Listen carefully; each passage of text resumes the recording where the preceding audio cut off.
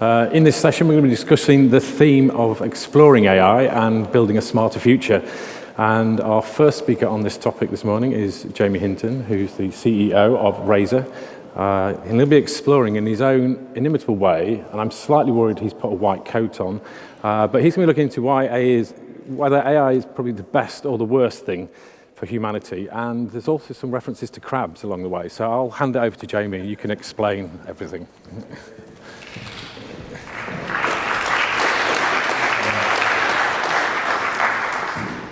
Scientist lab coat. I found this in the pocket. It says Dr. Timothy Craggs, who's from chemistry in the University of Sheffield. He's quite a smart chap, and it's a real one. So why am I wearing this outfit? It was to make you think that number I just told you at the start was real. It's bollocks. It's not real. I just made it up. It was very, very specific, though, and you thought I'd got a lot of data to actually come up with that number. But what's really interesting is, and why I'm really wearing this coat, is because our minds are both incredibly smart and incredibly stupid, because there is a syndrome called the white coat syndrome. And what this is if I were to come and take your blood pressure right now with this white coat on, your blood pressure would be higher than if I wasn't wearing this white coat. How mad's that? Human brain, just a white coat. Okay. Right, now it's time for an experiment. I would like you all to... Has that one not come up? Time for an experiment. Okay, I'm going to put these on. These were in the pocket. So we've got safety as always. And what I'd like you to do, please, is... I'm assuming you all have one of these magical devices in our pocket. And I'd like you, if you can scan it, here, introducing the QR code. It made a massive comeback in 2020. The biggest technology comeback, I think, of all time. And if you could go there, that would be awesome. So I need your help with this. So let's have our hands up when people are there. Okay? Can we see the first question? So the question I'd like to pose is this, or the statement: AI will be the best or worst thing ever for humanity. And I'd like you to tell me who you think said that. Oh, interesting. Okay, great. Ready for the answer? Give people a few more seconds. Oh, another few more people come in. Oh, right, okay. The answer is Elon Musk. So nearly there. Actually, do you know what? People said it was going to be Stephen Hawking. No, but not a bad guess. Okay, so the next question is, or the next quote I'd like to pose is: the development of full artificial intelligence could spell the end of the human race. So who said that? Stephen Hawking, yeah. Very good. The human's doing quite well now. We're catching up. Brilliant. We're learning. We're incredible learning minds. Okay, so I've got the last one in this experiment. So who said this? In the next 5 to 10 years, AI is going to deliver so many improvements in the quality of our lives. So was it Bill Gates, Elon Musk, Mark Zuckerberg, or Stephen Hawking? Mark Zuckerberg. Well done, everyone. We really are very smart humans. That's ace. Right. So I'm going to take these off because the experiment is now over. How did these comments make you feel? As a human being, how did they make you feel? Were you excited, fearful, scared, everything put together? Yeah, it's quite scary, isn't it? Who knows what's going to happen? But it's really important to understand what's going on here. So now I'm going to take this off because it does get a bit hot. So this is about polarization. It's almost like you're in one camp or the other. You're either, it's going to be the worst thing ever, or it's going to be amazing. There's almost like there's nothing in between. Now, social media has, I think, helped us jump into these camps, but it also helps us understand what's possible. And I think this polarization of thinking is required because we need to either jump on one bandwagon or the other, or get attention. But it's really important to be aware of that polarization, being aware of what is going on in your mind. Now, Elon Musk, Stephen Hawking, Mark Zuckerberg, they don't actually wear that white coat. However, They have this invisible white coat because of who they are. Who am I to argue with this chap? He's got autonomous cars and he can land rockets on their own, and he's a very smart chap. So what they're saying, we take heed of, we really listen. We go, crikey, he knows what he's doing. So be really conscious of who's saying what and when. So how, out of these people, who's going to be right? I don't actually know. I don't know. But we've got to take heed of their messages, because if we do and nothing turns out to be bad, then great. Maybe it's because they told us this and we actually took heed and we did something about it. Now, as David said, I'm going to talk to you about crabs. Now, I had to really think very hard about this next phrase, how to catch crabs. Now, it's not that sort of crabs I'm talking about. This is the real live crabs. And what happens is we'll have a cage and a hole in the top, and we'll put a bit of bait in there. And one crab will get into this cage, and then he'll enjoy that bait. Oh, brilliant, I love that. And someone else will come along. Another crab, another crab, another crab, another crab. And they'll fill up this cage with crabs. And if one goes, do you know what? There's no bait left here, I'm off. And he tries to get out. What does the crab do? What do all those other crabs do? They go, no, you're not, mate. Get back in here. You're not going anywhere. Are we like crabs sometimes as human beings? Sometimes we are. And crabs go so far as they'll actually rip off the claws, and they'll even kill the other crabs to stop them getting out. You're like us. No, you're not going anywhere. You're like us. Come here. Think of how we could be like crabs in the world of AI. You're not doing that. Come here. You can't do that. Come here. We see it happen in all sorts of different ways in our lives. And again, it's coming back to how amazing is the human mind, but also how stupid is it at the same time. So is all of this a threat or an opportunity? I'm going to suggest that it's an opportunity, because we're all sat here thinking, this is brilliant, AI, Tech North, yeah! And it's what we do with it that really matters. So when I mentioned at the start empathy in AI, was I talking about being really polite to bots, or was I talking about something else? I've got a couple of bots in my house. One's called Benson. The kids love that. Brenda's upstairs and Bob's outside. And we even talk to them in a really nice way. We've got googly eyes. Oh, don't kick him. Don't kick him. He's lovely. He's doing a great job. That's not the sort of empathy I'm talking about. I'm talking about empathy towards the human being. How do we make sure that all of this technology sticks? I'm going to take you on a bit of a journey just to sort of give you an idea of what I'm talking about here.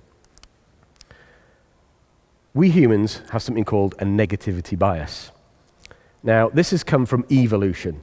So that's a lovely walk through a jungle there. And if I was walking along, say, millions of years ago, and I thought, oh, crikey, that shadow looks like a lion, I'm going to run. And what you do is you'd run. If it was a lion, you'd be saved. If it was just a shadow, yeah, all right. The thing is, though, evolution was pretty harsh. It went, well, if you were optimistic, hey, this is going to be great, you get eaten, done. That's how we've built this negativity bias. We fear a lot of things, even though it's not even real. Now, us humans, we've been on the planet for around 6 million years, and not a lot has happened in our minds. We've got this amazing general intelligence learning device, really bloody stupid. 1.9 million years ago, we had a bit of a brain size hop so we could start speaking. We had language. And since then, we've got a little bit taller and a little bit blonder. But literally nothing else has happened. And I want you to see that from an empathy point of view. How much has happened? Not a great deal as human beings. Let me put this into perspective. Okay, so this picture here, this is of Manhattan 130 years ago. Look at the technology. Look at the size of the buildings. Look at the ships.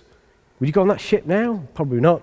This one here, that's the Brooklyn Bridge. That was the tallest building in Manhattan for a very long time. And now it looks tiny if you look at the skyline.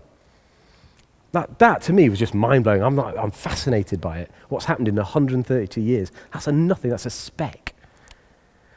This is this one absolutely blew my mind. 1903 was when the Wright brothers had their first ever flight. 1969 was the first flight of a Boeing 747. 66 years, people, from a bicycle with some wings strapped to it to being able to have a poo at 30,000 feet. Well, What happened in between that? But honestly, that blew my mind. And when I tell my kids that, they're like, "You're mad, Dad. You're mad." 66 years is ages anyway. But it's nothing. It's a speck. Remember, we haven't changed in 6 million years. So what? Technology rocks, don't care. Got rockets, we're going to Mars, don't care. We're not going to Mars unless we actually think about empathy and we think about people. Because if it doesn't stick, it doesn't matter. So the best technology in the world, it doesn't matter if people go, "No, I'm not interested." So that's why I'm talking about this empathy thing. So I'd like to pose a question to you. What does your organization look like in 10 years? What does it look like? What are we doing? What aren't we doing? What technology is there? It's a really, really hard question. So to get there, I'm going to tell you a little story about some typists. Here they are. Again, this isn't very long ago. Rows and rows of typists. You can see them. You can smell that ink. You can hear the clacking going, the hammers coming up and typing. This is how we used to copy stuff. It was amazing. And what they did was they invented this new electric typewriter. It's going to change your world. It's going to be amazing. Everything's going to be different. They went, "No, don't want it. Not interested. Don't care." No one used it. Wasted. What they did was they changed the message. They said to these people, everything's going to be the same. Everything's going to be exactly the same, but it's going to be easier on your fingers. You're going to go faster. You're going to have a great time. It's going to be less. It's going to be quiet. You don't have to press that thing across. Guess what they went? "I want one." So from, "Nah, not interested," and the egos went, "I don't care," to, "Give me these quick." That adoption matters, and it's the message and how we talk to people that really, really matters. So is AI different to previous technologies? And when I say previous technologies, I'm talking about electricity, stuff that changed everything. And I'm going to pose the point of, I think it is. And the reason I think it is because of how fast this change is going to happen and how pervasive and how many lives it's going to touch. It's going to touch everyone. It's the speed thing that I think is totally and utterly different to those other technologies. Like electricity took a little bit of time to get going. But AI is here. And what we've seen in the past 5 years is absolutely bonkers, the change. Now, what we've seen at the minute is something called narrow AI. So everything that you see in terms of AI at the minute is this narrow stuff. It's autonomous cars. It's very narrow. It only does its specific thing. It's like playing chess. It's the bots.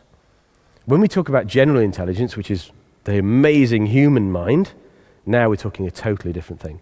But I think it's just really important to focus on what we're doing at the minute is narrow AI.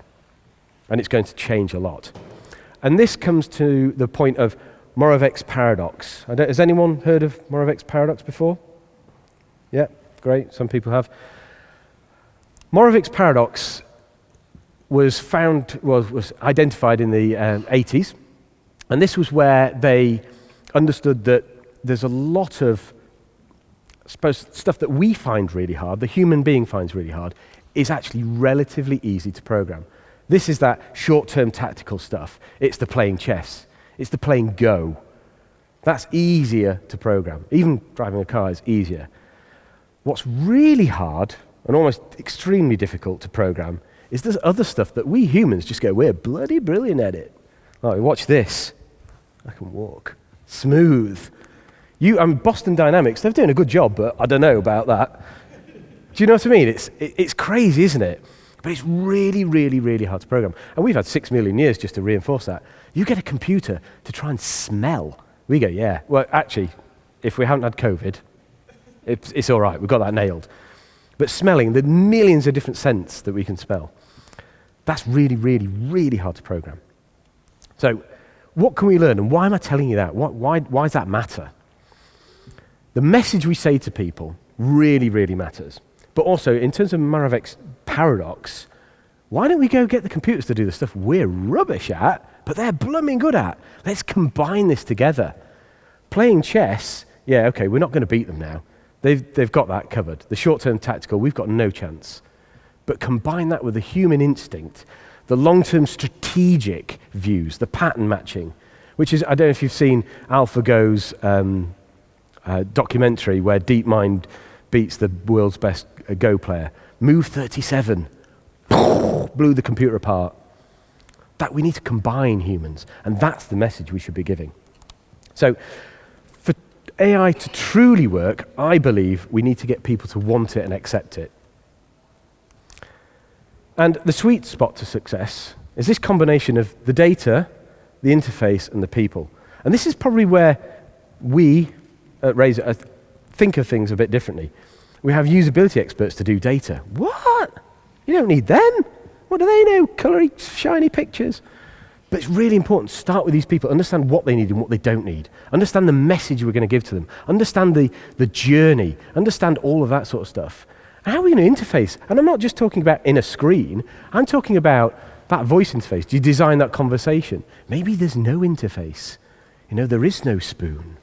But that's really important to understand what's changing. How can we integrate this into their existing work patterns to just go, this is cool, this is amazing, that matters. And the data. You've got to put all of these things together. So what does the future hold?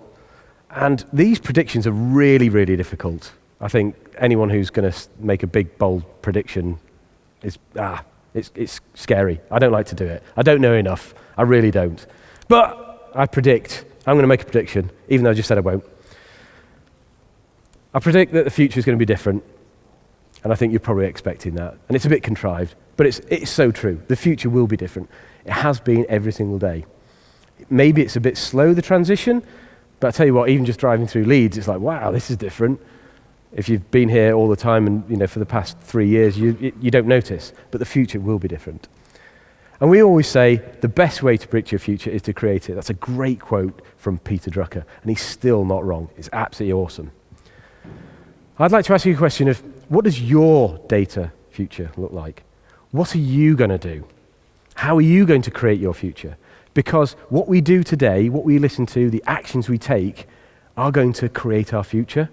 If I went to the gym every day, I would be fitter in my future. If I didn't and just ate bad food, I wouldn't be. So what are we doing right now? What actions are we taking that's going to make our future amazing? So let's just have a quick recap. Where have we been?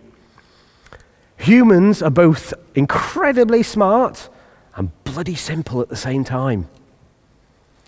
We haven't changed much, but everything around us has, and that's getting faster and faster and faster. So just have empathy with that. So we have to think about more than just data for our AI projects to be successful. We've got to think about all the other bits and pieces. We've got to think about the human first. And don't just come in there, technology, bosh, people won't like it. And we have to have empathy and use the right language. How are we going to get this adopted? How are we going to get people to go, this is brilliant, I want some of this, I want more of it. And we have to take action. We have to take action right now. It's like Sharon was saying, have the courage to do something and do it with true authenticity. And we need to do that to create the future that we want. We need to listen to these people who are giving those warnings of what the future could hold. Let's listen to them. And I urge you to be ahead of the curve. Do not be playing catch up. You play catch up, you're out of the game. So much harder to catch up than to be ahead of the curve.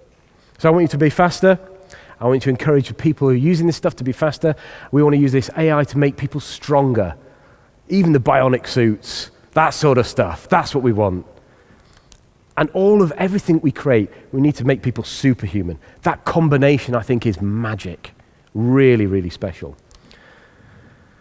So if you want to find out more about how we've done stuff in a possibly different way, I urge you to go and have a look at razor.co.uk/data. And if we can help you or even advise you, or if you're doing something at the minute and you just want to bounce an idea off us, we'd love to help you. Come and have a chat with us over there as well. And I hope you have an amazing time over these next 2 days. And thank you for listening, and I hope you enjoyed it.